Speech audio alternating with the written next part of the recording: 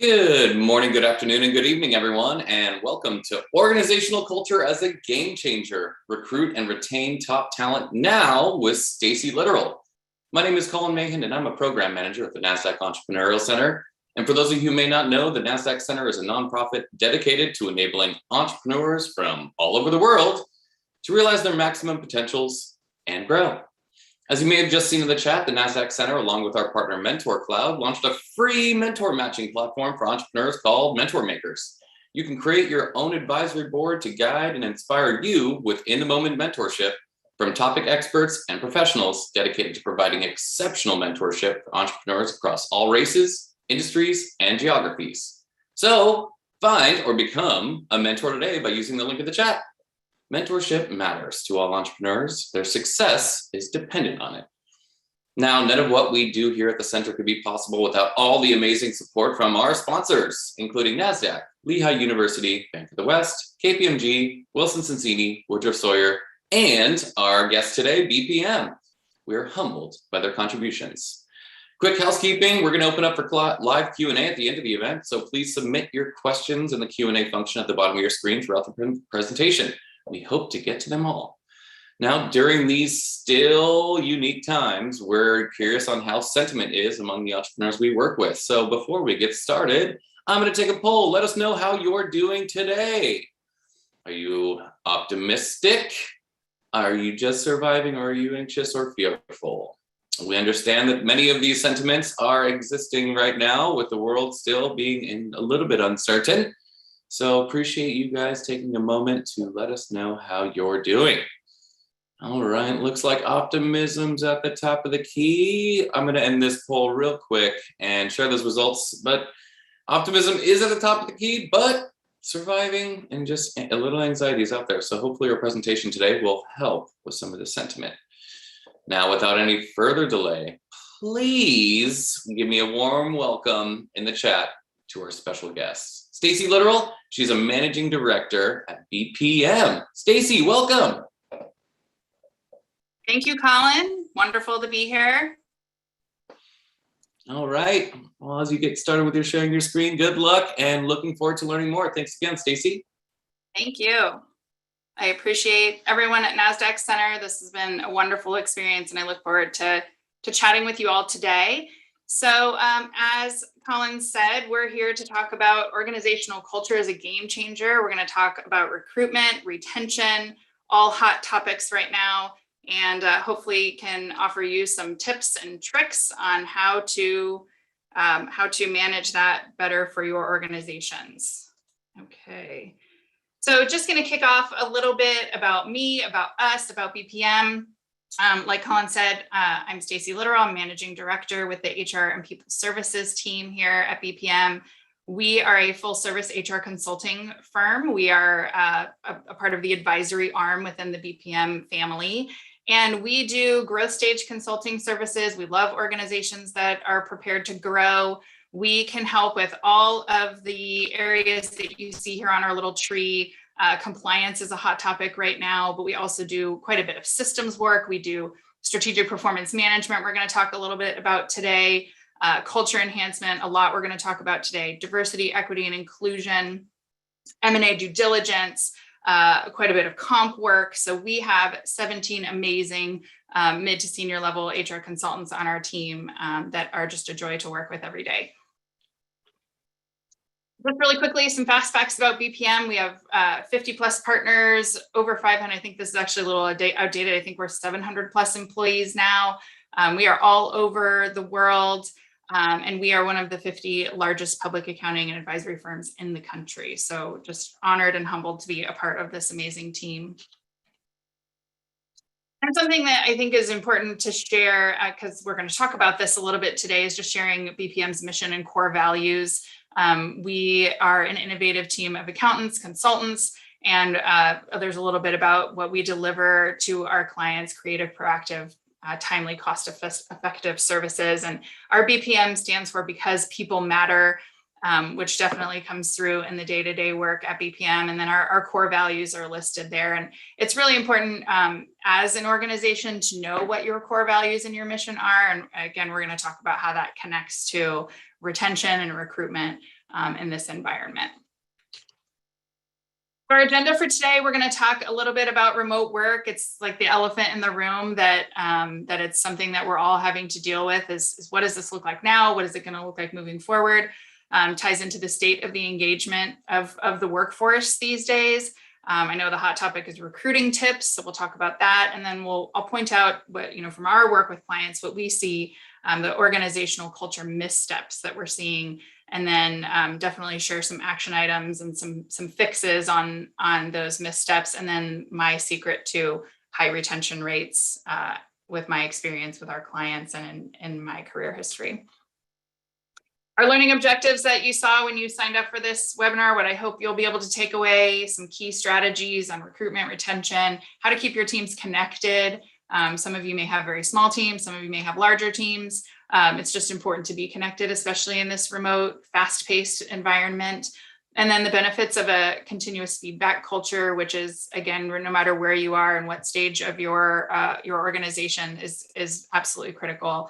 And then the performance management process, performance evaluation process, whatever you want to call it. There's a lot of different buzzwords, but really, how do you communicate? How do you align your teams to your mission, to your vision, to your strategy, and then hold them accountable? Because ultimately, that's what we all need, right? We need accountability in our organizations to make sure we're being productive.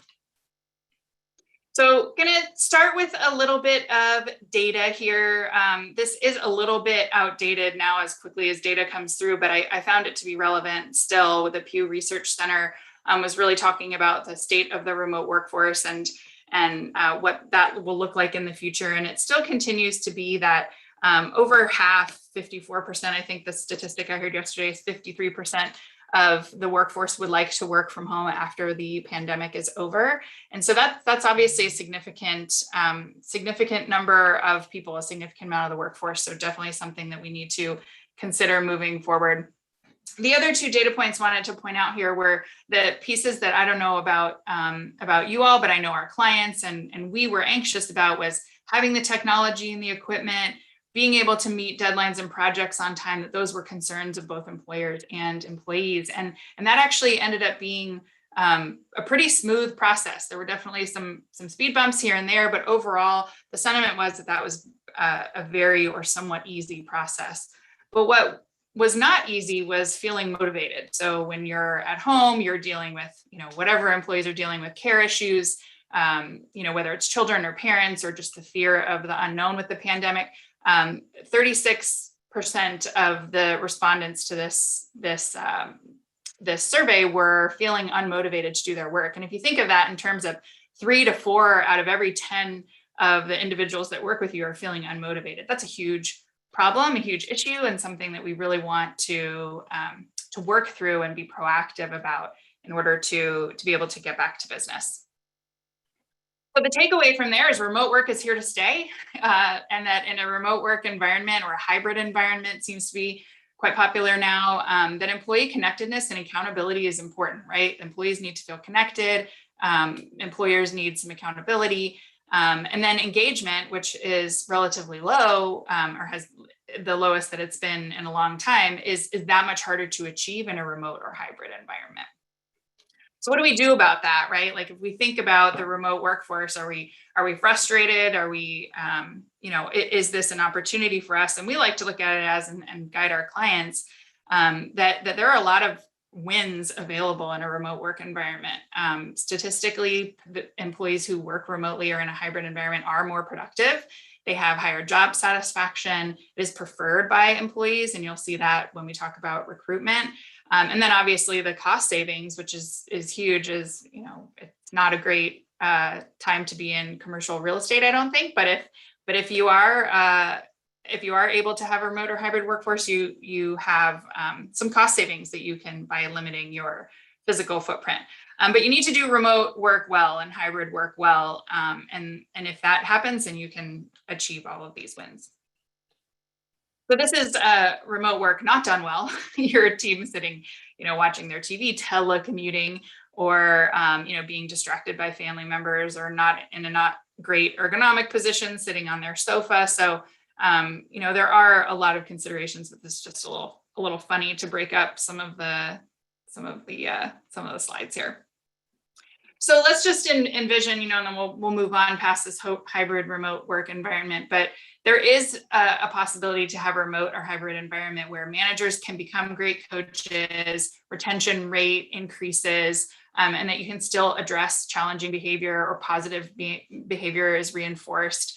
And that really by trusting employees and by setting up a flexible work environment, you're setting yourself up with a cultural cadence that's ripe for change and innovation. And I know most of the organizations that are here today are probably, very innovative companies looking to grow. And so it just makes sense to embrace that. And then, a sense of belonging, which sounds like a challenge, and it is in a hybrid environment, but it is possible with some work on the front end.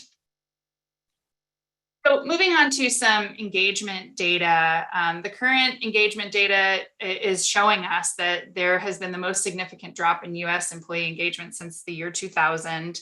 The next two bullet points are probably the most shocking or the most discouraging, is that if you add those up, you have 68% of your workforce are reporting either being not engaged or even worse, actively disengaged. And that's a big number. That's 7 out of 10 of your employees are not engaged or actively disengaged. So obviously huge issue that's affecting, the highest quit rates that we've seen, and even tougher recruitment, a recruitment environment. So even past recessions in post 9/11 or in the 2008-2009 timeframe did not have as significant of a drop in engagement as we've seen this past year. So definitely something we need to think about. And, that's overwhelming data. When I first saw that, and when we talk about this on our team, it's overwhelming to hear that. We just like to drill it down to your basic questions. Why do employees leave?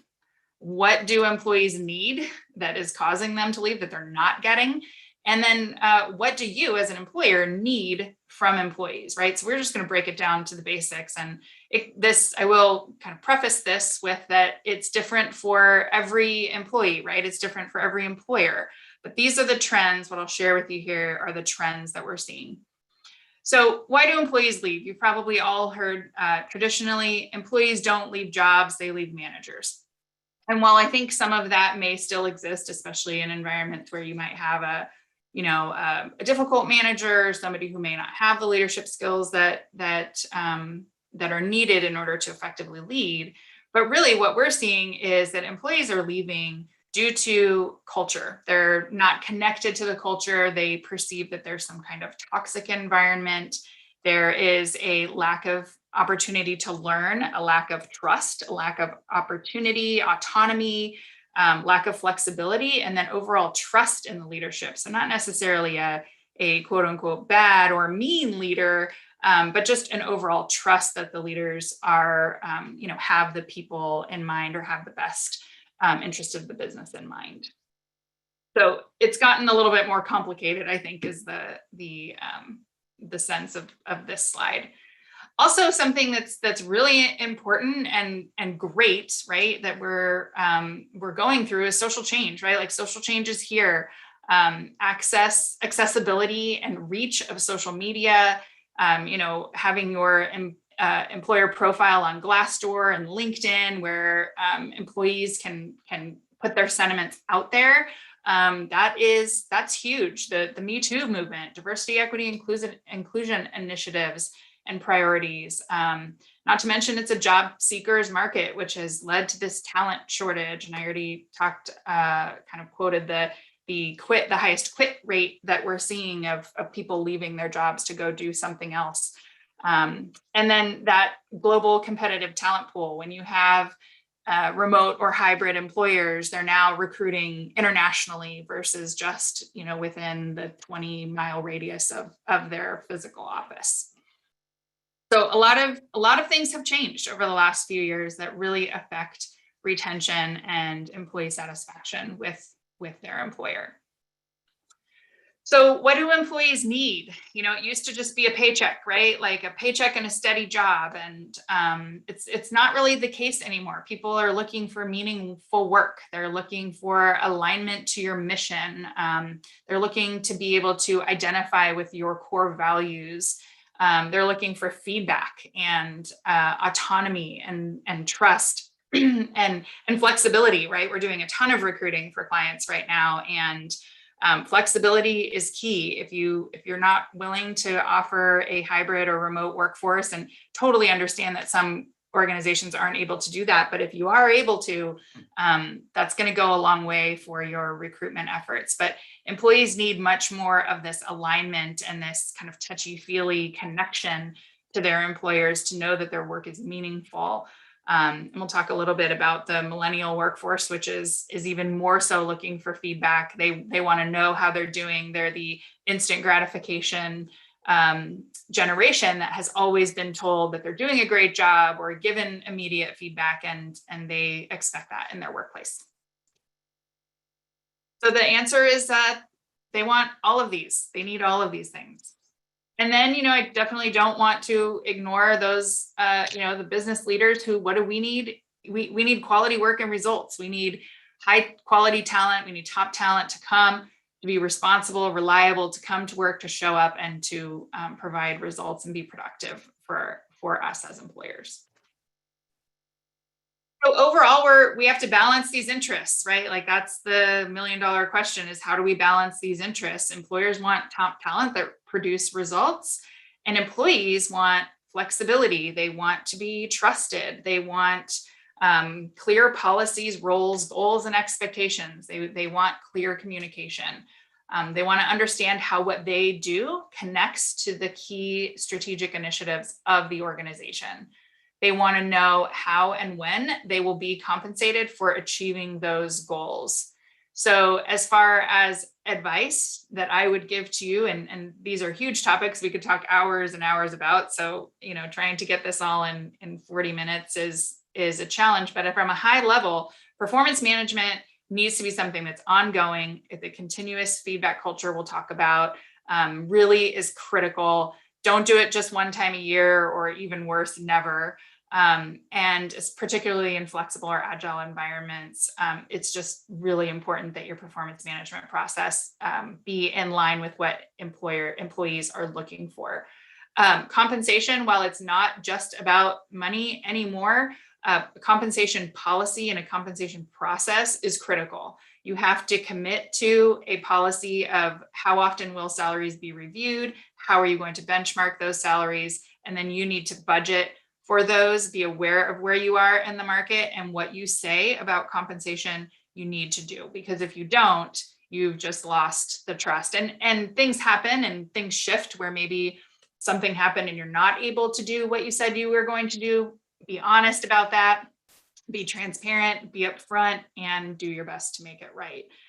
But stating a policy and not following it is detrimental to retention. So whether it's compensation related or not, but they're particularly listening when it comes to processes around compensation. So I like to just kind of get to the real about accountability. We as employers, we need accountability. We've talked about that a little bit. The truth about accountability is that leaders, no one can force employees to be responsible, right? We have to recruit smart. We have to work hard to retain the high quality talent that is going to embrace that accountability. But what we can do as leaders is to provide clear expectations, progress updates, to make it easier for people and make them want to own and be responsible for their own accountability. A strong culture will motivate employees to fulfill these commitments. And what's in this gray box here might sound like some common sense, which it is, but it's hard to execute. I get that. But employees who feel cared for by their managers are more likely to come through. People who feel neglected or don't feel heard, they're going to fall in that 68% of disengaged and unmotivated. So now let's get to some tips about recruiting. So I've got a few, we're doing quite a bit of recruiting right now. I know it's a really key challenge. There were some great questions that came in, and I'm sure there will be more. So if you have questions, please feel free to drop them in the Q&A. But first and foremost, you have to get the salary right. And I put the quotes on right there just because it doesn't, I'm not in any way saying that you need to pay the highest salary. Of course, that would be great, but that's not necessary. You need to make sure that the salaries that you're offering are fair for the role.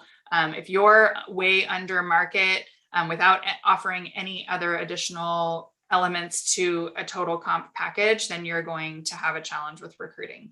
So just get the salary right. Our team does benchmarking on roles. We can take a job description and tell you what that right salary should look like. And so if you need support with that, there are many consultants or organizations that will do that for you. But first and foremost, make sure that your comp is in line and fair with the role that you're recruiting for. Next, I would say is cast a wide net. Right? The greater the pool, the higher the likelihood is that you're going to get qualified individuals applying. That probably goes without saying, but how you can cast a wider net is what we talked about: hybrid and remote work, a flexible work arrangement. We are in the process of recruiting someone for our team who is looking for some work-life balance around her kids after school.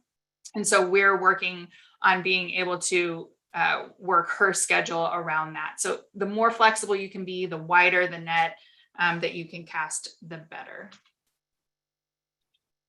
Goes into a nice segue into be flexible where you can. So if there are non-negotiables that are a part of your job description or the role that you're trying to fill, specific skills, experience, specific responsibilities or competencies you're looking for, get those really clearly out there.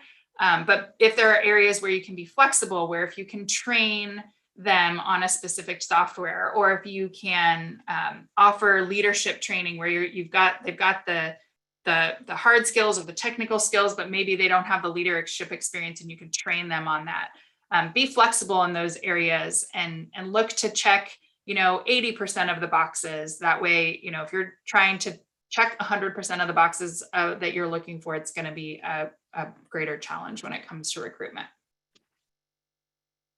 Spice up your job posting. I don't know if any of you have read or written a job posting recently, but they're pretty boring. They look like bullet point lists of, we need you to have this, this, and this. They're, list of education requirements, lists of years of experience, lists of technical skills.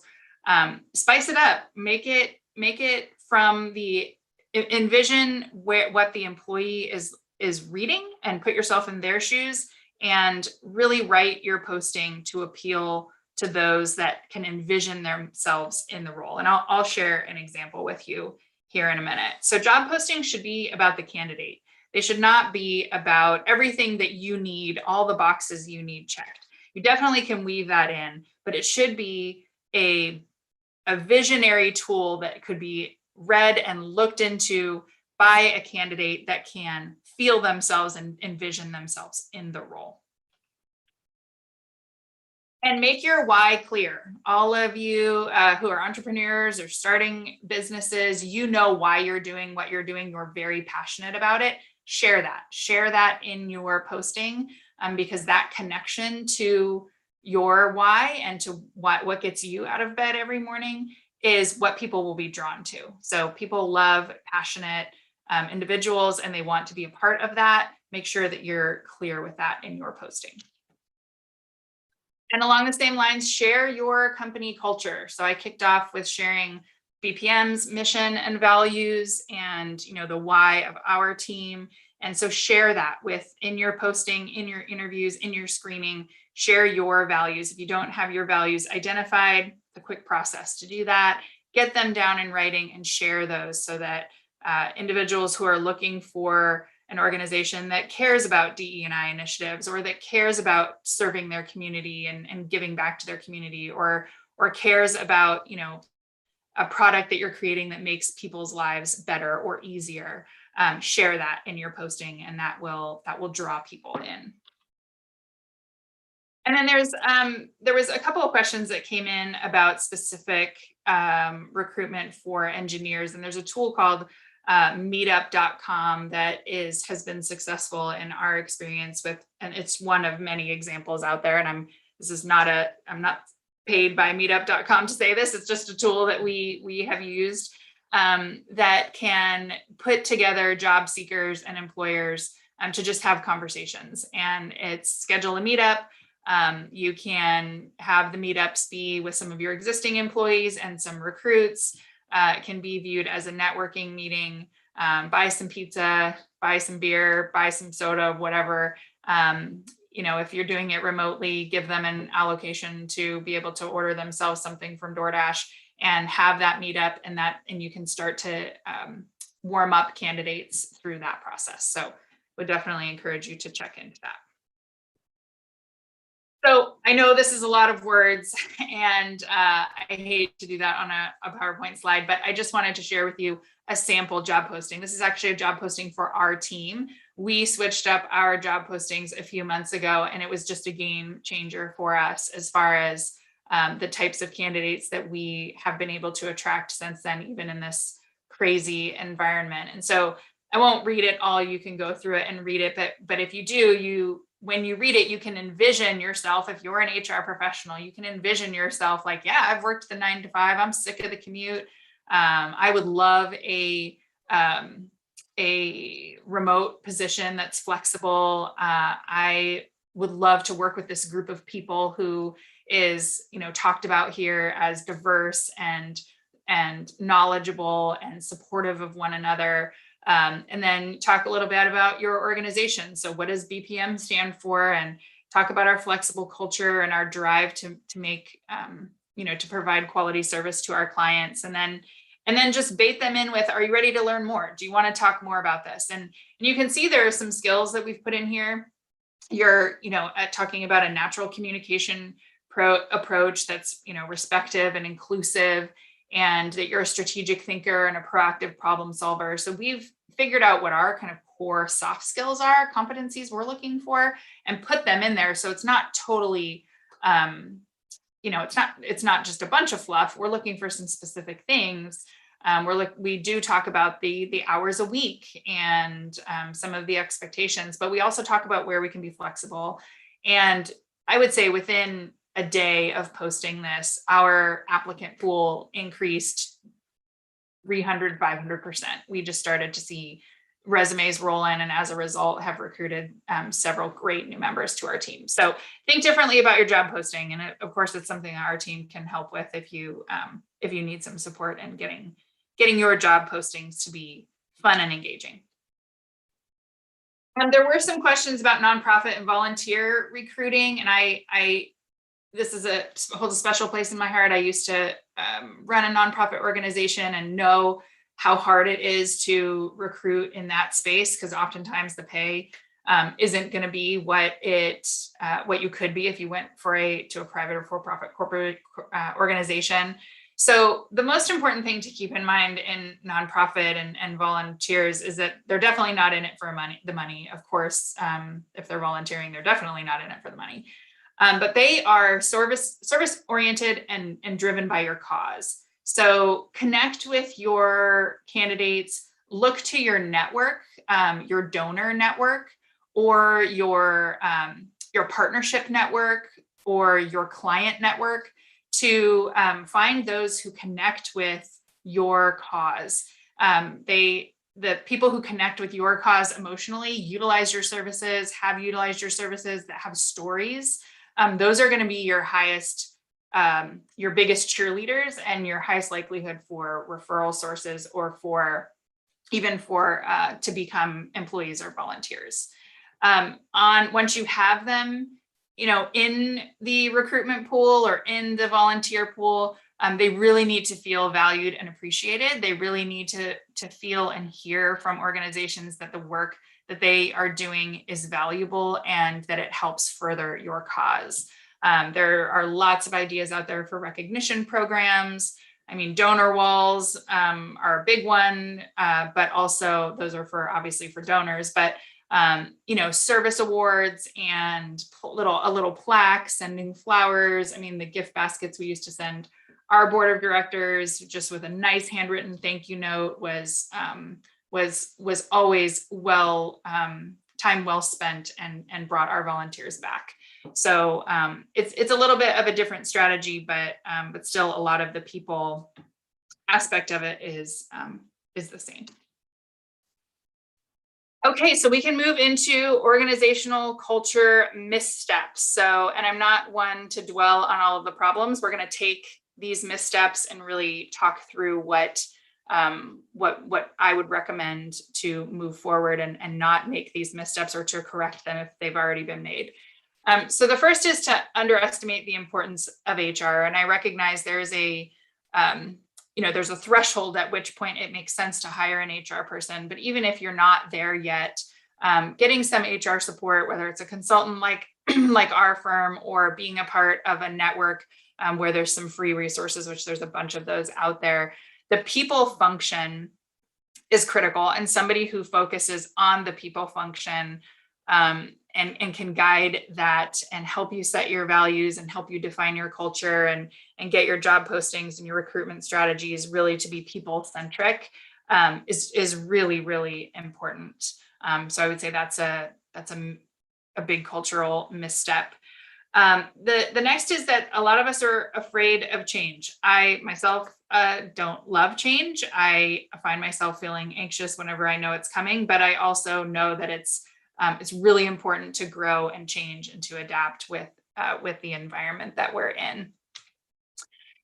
Another big one, and I would say this happens very, very often, is that managers are promoted into leadership roles with no leadership experience. So they may be great at whatever technical skills or client service skills or product skills or marketing skills or whatever their job is. They might be a high performer and you're like, yes, we definitely need to promote this person.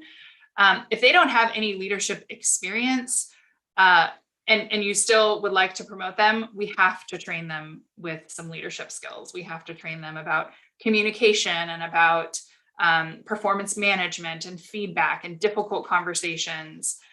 There are some pretty quick and easy ways in which we can do that, but throwing them into a role where they now take on leadership in addition to their regular 40-hour-a-week job is definitely a misstep. I talked about this one a little bit, but when an organization talks the talk but doesn't walk the walk, I saw a funny analogy about this where you say like, oh, you've got this blank canvas, but only use these 3 colors. When you set up processes, procedures, or you recruit someone in and you say you're going to do one set of things, or you advertise your company as an employer who cares about X, Y, and Z, you need to walk that walk. And even if you don't, if you're worried that your culture might not attract, if you're just a really hardworking culture and you're in startup mode and you need 60 hours a week and just nose to the grind of work, say that. Just say that. Don't say like, oh yeah, we've got work-life balance, and then bring in recruits who are deer in the headlights and quit a month in. Honesty is always the best policy. Say what you mean and mean what you say. Another big misstep is that there's no connection between the individual work and the overall goals of the organization. So making sure that there is that connection and that everyone at every level of the organization knows that their work contributes to the overall goals of the organization is absolutely critical. I would put that in the top 3 most important aspects of employee retention. Lack of processes, tools, and accountability to both. So you might have a process, but no tool. You might have a tool, but no process. You might have both, but no accountability to either one. It's the trifecta that there needs to be processes for things, tools that support those, and then accountability to both of those. And then my favorite, and we hear it all the time, is we're too busy. We don't have time for that. And I'm going to make an argument that you are too busy not to. You're too busy not to focus on your culture. You're too busy not to. You're going to continue on the rabbit or the hamster wheel of busyness if you don't take a step back and proactively think about your culture, your people strategy, and your processes that align with that. So kind of getting into problem solving mode, we talk a little bit about, supporting the people first. HR is not transactional. It should be strategic. And then HR, when I say HR, yes, I mean an HR person, but I mean the function, right? So if you're a small enough business where you don't have HR, somebody needs to own the people function, and making sure that that's a strategic in addition to a transactional relationship. It goes without saying that employees are experiencing fear, loneliness, anxiety, stress, all of these things. And so it is in the best interest of the employers and the employees to eliminate as much uncertainty as possible about flexible work hours and about what policies you can be flexible on, so that there's some peace of mind that can come from employees as they're dealing with all of this other anxiety. There's some tips around, encouraging employees to stay healthy, take breaks, recommend exercise. Your EAP, employee assistance plan, should offer some resources there as well. I love this graphic on change management. We talked a little bit about people being fearful of change, and I thought this was a great statistic. 88% of people believe that change will make things worse for them. And this graphic kind of shows that it does, right? Like it does for a period of time, but you have to work your way through disruption and the adoption process to get to the point where you gotta go through B to get to C to see the results. And so being the champion for that and saying, I know this is challenging, I know this is difficult, we're going to get through it together. And you recruit people who have core competencies of being adept and flexible. And then continuously communicating the why behind whatever the change is that you're going through. And then celebration. We'll talk a little bit about celebration as well. So this is a framework here. We kind of start to talk about for the performance management process. And this is all really tied to retention of good employees. And I want to be clear that this, while this is 5 or so slides and it might sound really complicated, it's not. It really is a framework for how do you promote connection and accountability, right? How do you balance what employees need and what the employers need? So how do we empower employees to define what they're accountable for? How do we cascade goals through the organization? How do we implement a regular communication process that incorporates growth and development opportunities? And then how do we celebrate the wins? So those are the kind of the 5 key pieces or framework of an effective performance management process that is directly tied to employee retention. One of the things I would say is that allow the employees to drive the process. And that sounds terrifying, right? Like, that's not right. Supervisors or leaders should drive the process. Well, I'll tell you why employees should drive it. One is it saves supervisors a ton of time. If you have your employees writing their own responsibilities, controlling their work, setting their goals, they're going to be more motivated. And you're taking that work off of supervisors. So it's time, it's empowerment, and it's ownership. And there's oversight, right? Like there's oversight from supervisors and leaders as to what are these employees here for? What are their responsibilities? What goals are they setting? But you're putting that work on the employees first versus leaving it with your supervisors. I can't talk enough about setting clear expectations. You have to set clear expectations and tell everyone what their responsibilities are. But if they are allowed to define their own responsibilities and goals, whether they're short or long term, managers then in turn sign off on those. And then those responsibilities and goals and behaviors are tied to the core values of the organization. So it's really, really important that those clear expectations are set.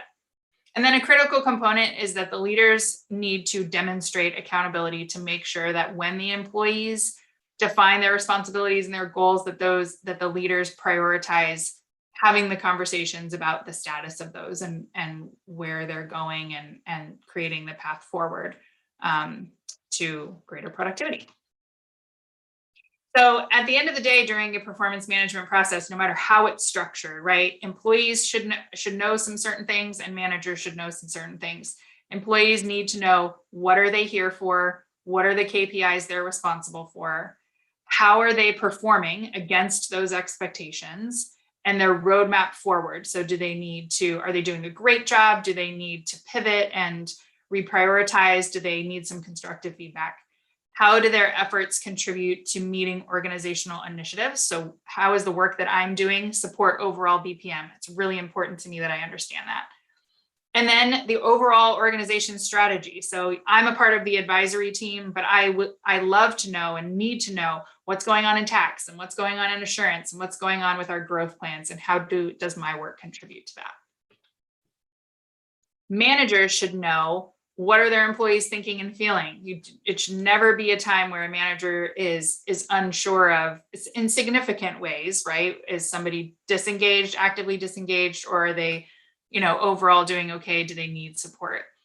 How are their employees performing against the expectations, their roadmap forward, the employees' strengths and weaknesses? And so honor their strengths, give them work that supports those strengths, but address and help them develop a plan, a documented plan that addresses their weaknesses.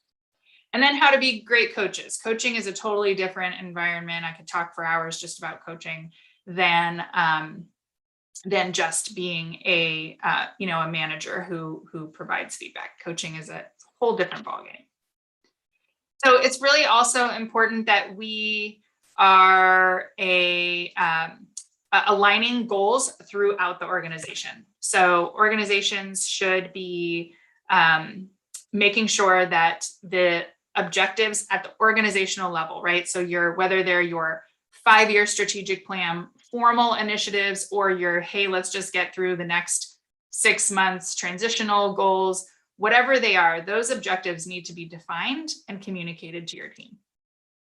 And then the individual contributor goals. So if you have, a team of 10 people, you've got goals for your organization. What are those goals that the individual contributors creating, and how did those support? How are they cascading or linked directly to the objectives of the organization?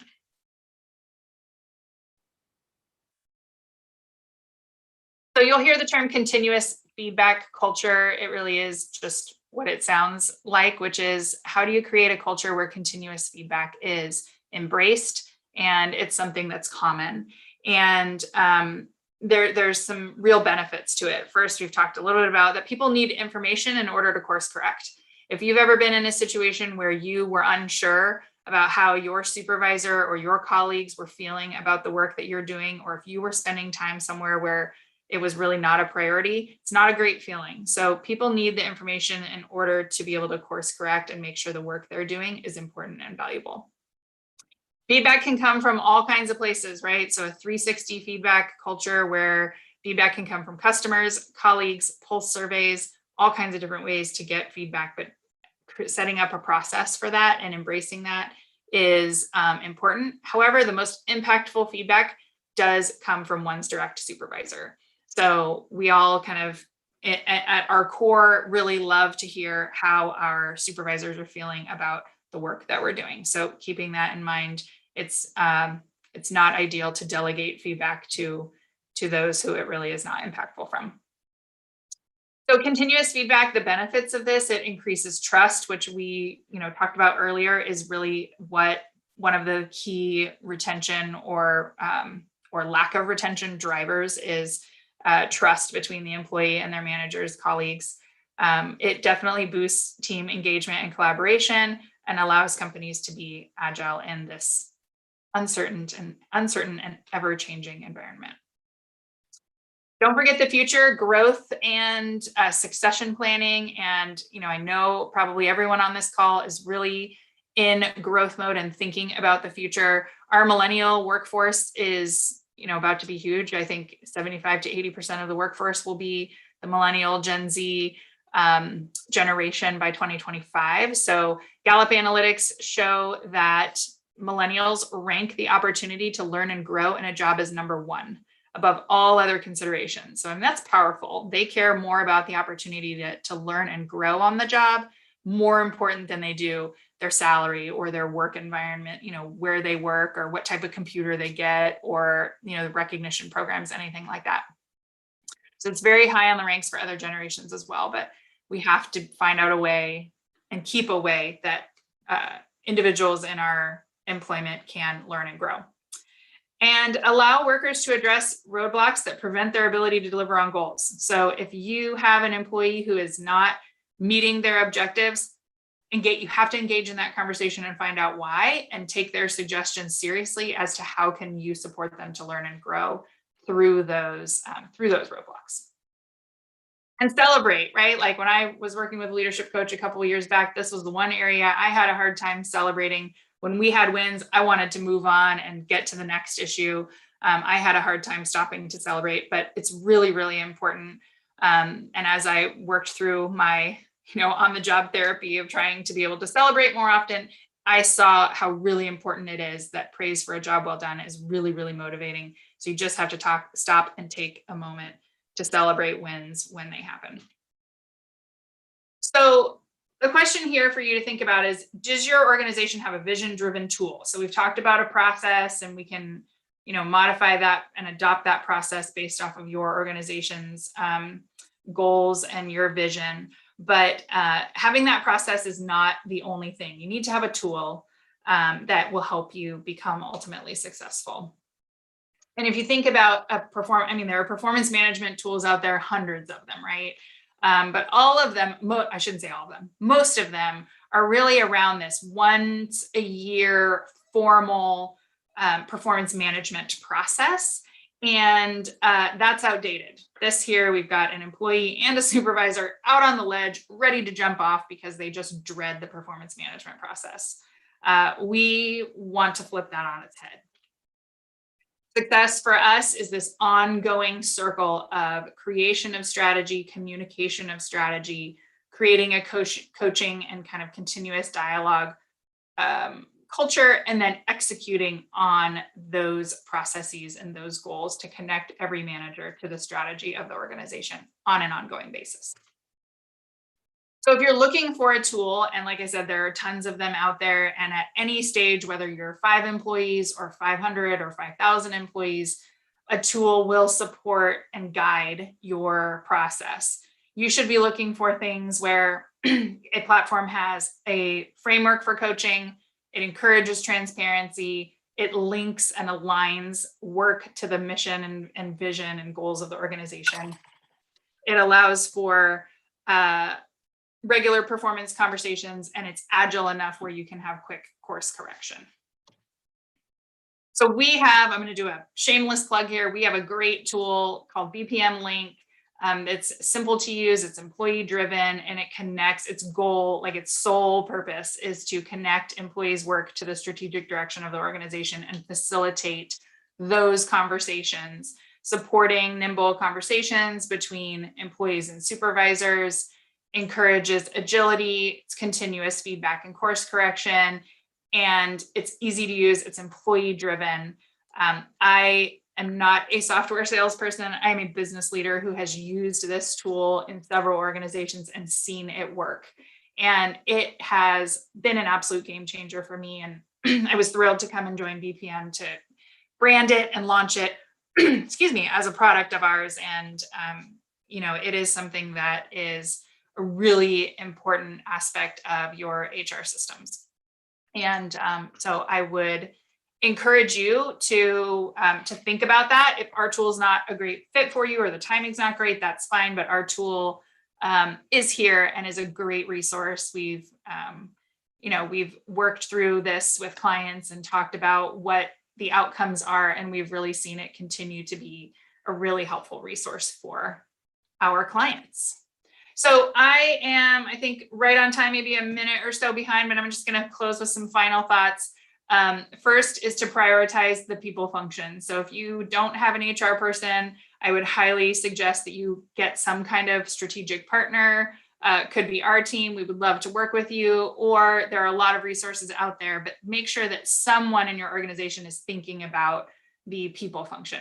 Embrace change, be innovative, and think about change as an opportunity. Train your leaders, promote wisely, walk the walk, do what you say you're going to do, work through processes that build connection and provide continuous feedback.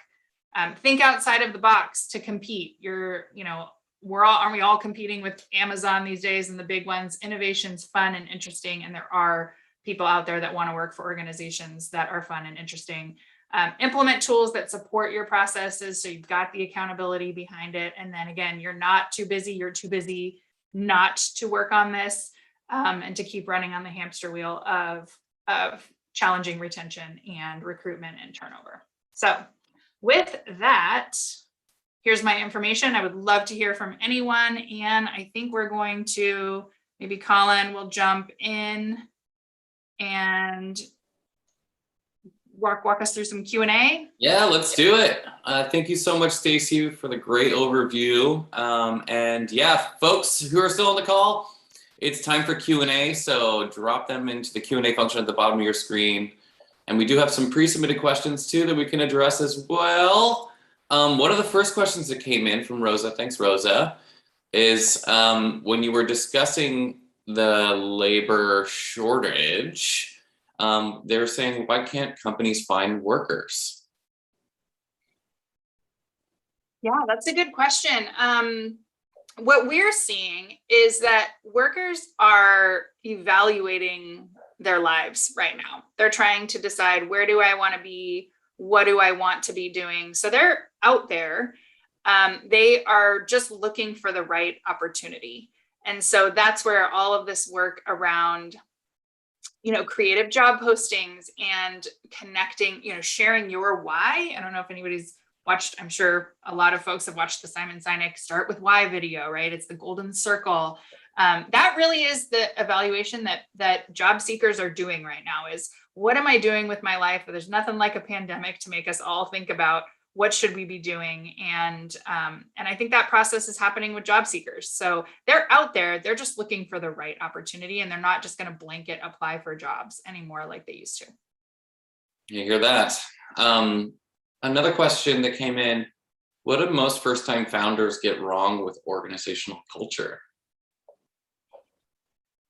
Yeah, I would say just my gut answer is that it's I'm too busy. It's it's that general founder syndrome of my way or the highway, and I'm too busy to think of things differently or to listen to other folks who maybe might have some professional experience in certain areas. And so I would say ask for help and welcome it from professionals in the space who want to help you grow your business.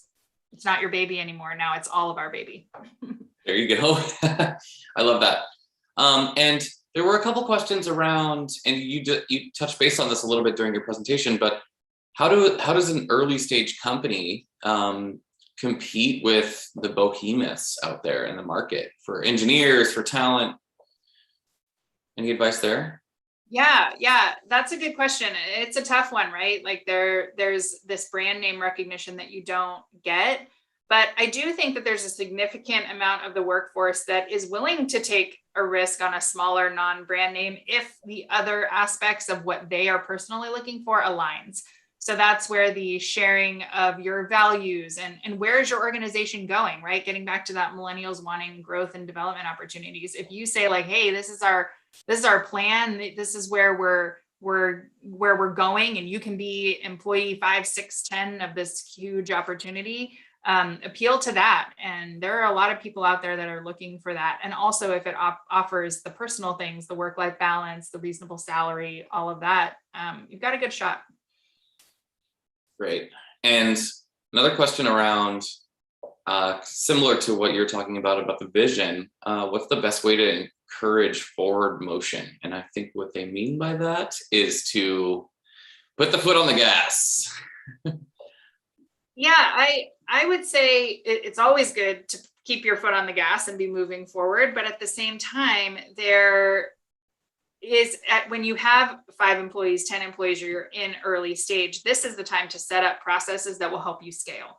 So yes, keep your foot on the gas, but take the time to be ready to scale, because we've seen so many clients that get the funding and then are ready to go from that, like from the financial standpoint or the product standpoint, but their infrastructure is lagging behind and ultimately is going to catch up with them. So take the time to build out your infrastructure, build out your team, build out your processes, at least a plan for that, so that if and when those great opportunities come, you're ready to go.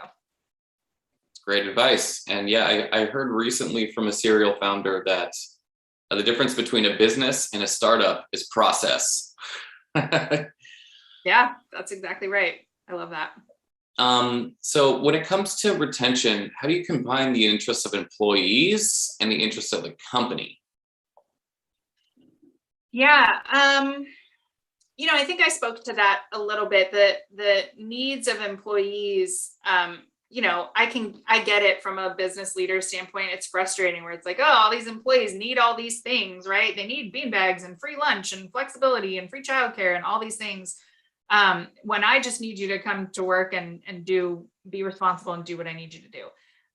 There's just like all great problem solving in life, there's a compromise there. So you have to decide, where can you be flexible? What can you offer the employees that will give them those things that are important to them? But then you also have to have accountability measures in place, and processes and tools in place that will hold them to what their responsibility is. I love that. That's great advice. Well, Stacy, we're almost up on time, but I really appreciate you sharing your insights, wisdom, and time with our community today.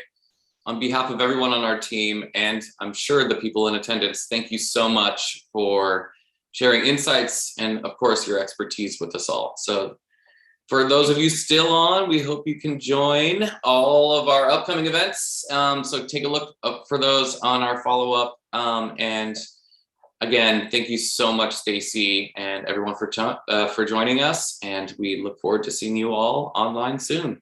Thanks, everybody. Thanks, Stacy. Thanks, everyone. It was fun. Have a great day.